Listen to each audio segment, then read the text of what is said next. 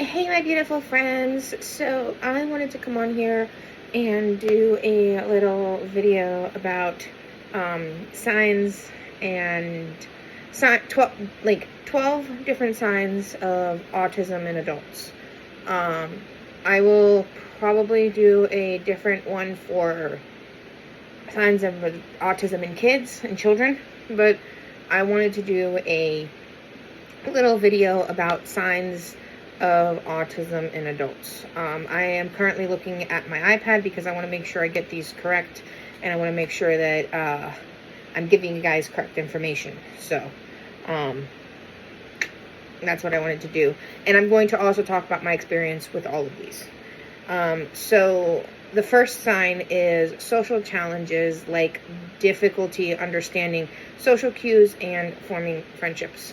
For me, that has shown up as not necessarily knowing how to start a friendship or how to start a conversation with someone, and how to kind of start a friendship.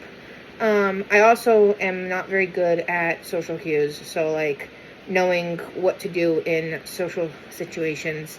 I don't necessarily understand certain social things like body language, facial expressions. Facial expressions is actually something I personally really struggle with. I don't necessarily know how to interpret facial expressions. The next one is there are communication differences, such as literal interpretations of language and bluntness. So we can be overly blunt and overly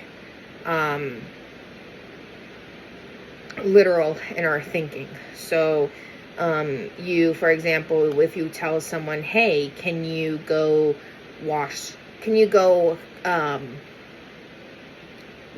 dishes, for example, they may go and do just the dishes, but oftentimes they will not do things like, for example, clean out the sink after they've washed the dishes. Or if someone will say like an expression like raining cats and dogs, the person may interpret it literally raining cats and dogs.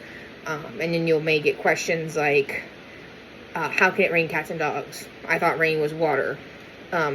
Literal interpretations. Or even, for example, I'll be ready in about 5 minutes, or I'll be ready by 12:05. At 12:05, they will expect you to be ready. Literal rigid thinking, literal thinking, not understanding that there are subtext or like underlying messages that they're supposed to do. They're literally going to do exactly what's being said, or they're going to take things exactly as they're said. So there's that.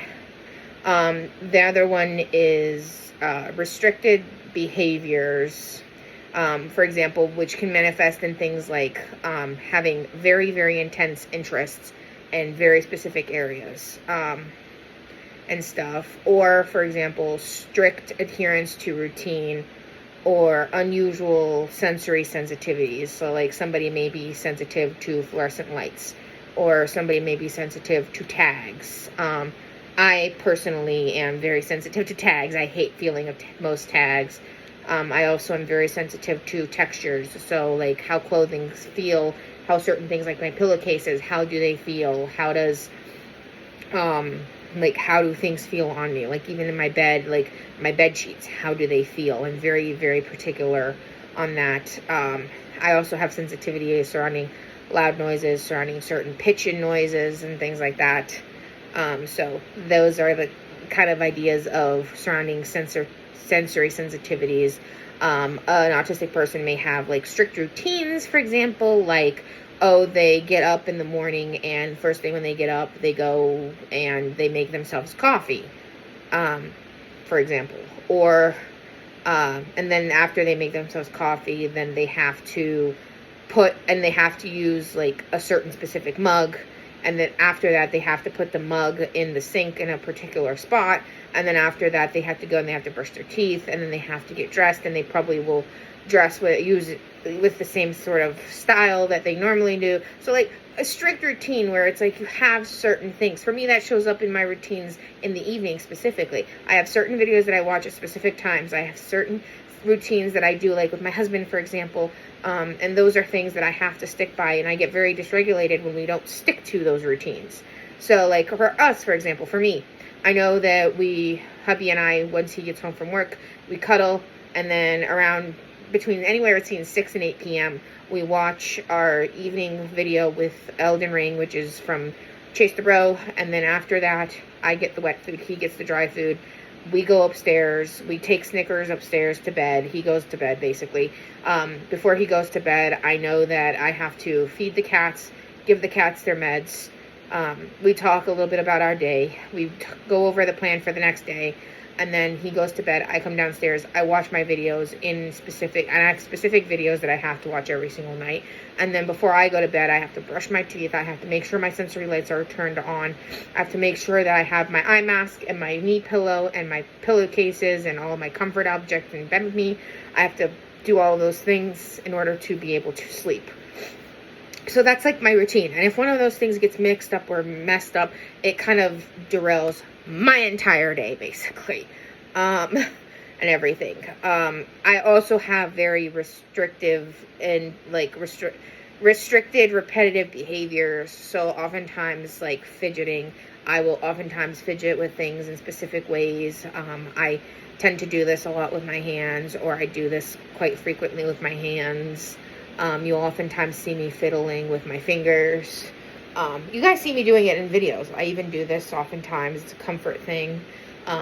So like repetitive behaviors, repetitive things, even something as simple as like repeating the same sound or repeating the same phrase, which is called echolalia.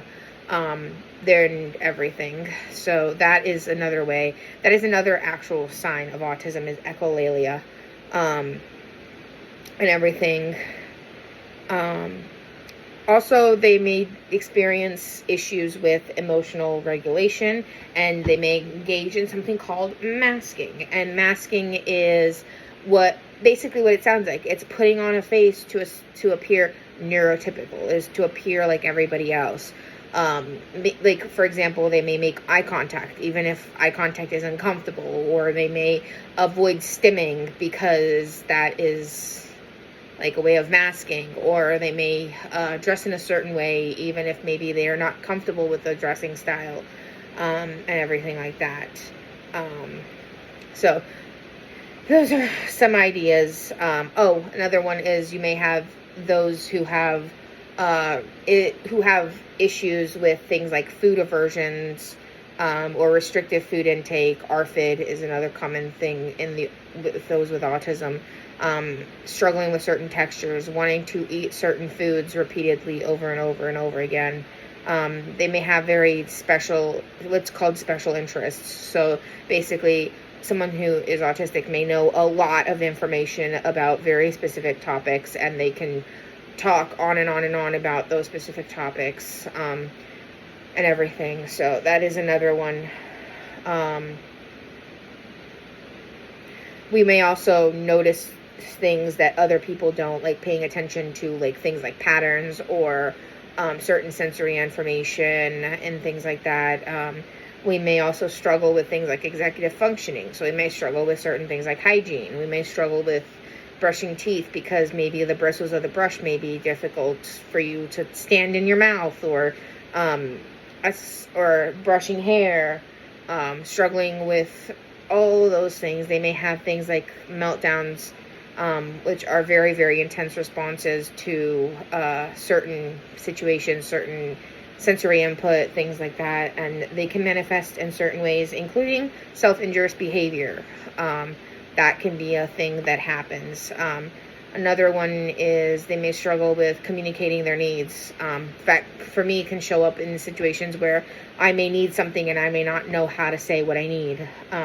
So that's another thing that may show up in my experiences and stuff. So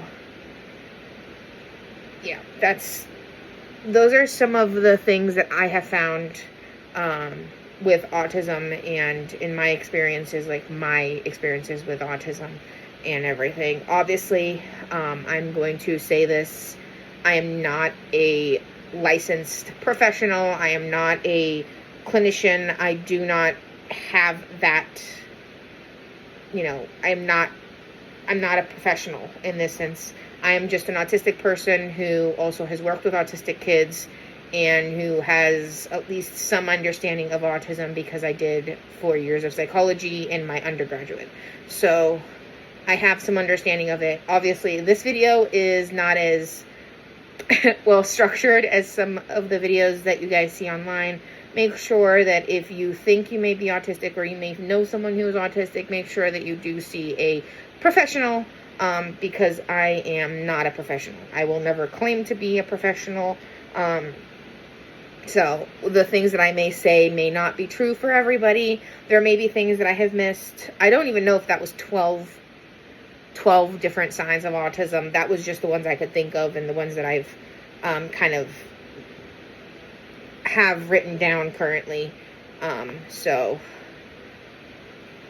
yeah, anyway. Also, another one that is a part of autism is scripting.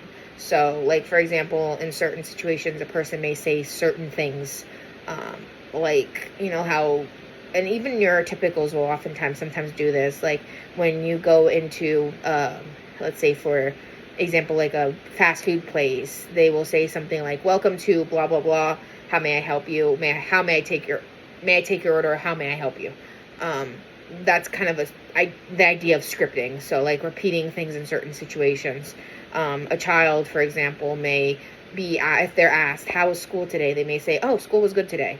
But they may not necessarily give in detail about how school went. So that's another side of things. Anyway, I just wanted to come on here and just kind of talk a little bit about this and talk about kind of like my experience with it. And everything. Again, I'm not a professional. So if you suspect that you're autistic, or you know somebody that you think might be autistic, make sure that you are seeking the professionals and talking to those who are licensed in this kind of thing, and stuff. So anyway, I love you guys, and as always, remember, if you're going through it, you'll get through it, and remember who you are. And I will talk to you guys in the next video. Bye.